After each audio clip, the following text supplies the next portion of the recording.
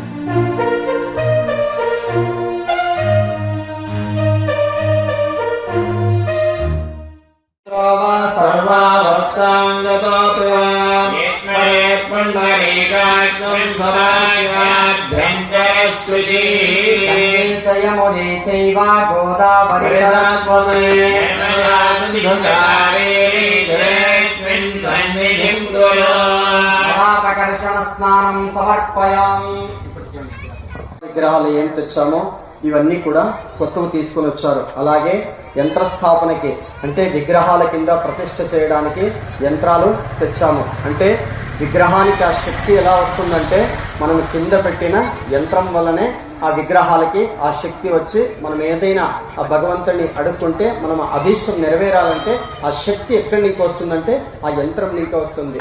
యంత్రము అంత ప్రధానమైంది. ఇప్పుడు ఆ యంత్రాల్ని ఆచార్యులు వాళ్ళు చేసే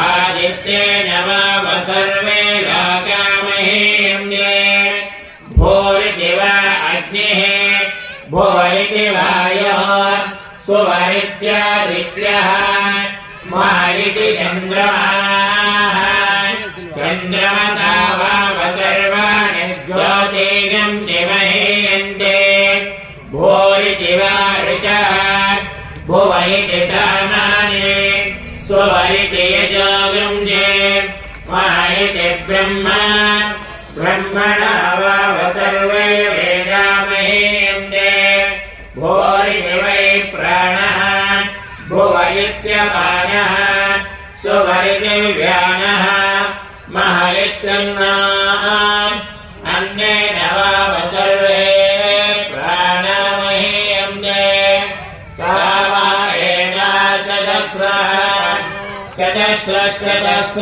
व्याहृतयः कायो वेद सर्वे ब्रह्म सर्वे देवा बलिमावहन्ते स्वय एषोऽन्तर्हृदयः आकाशः तस्मिन् अयं पुरुषो मनोमयः अमृतो तन्मया अन्तरेण तालुके य एषस्तन इव अवलम्बते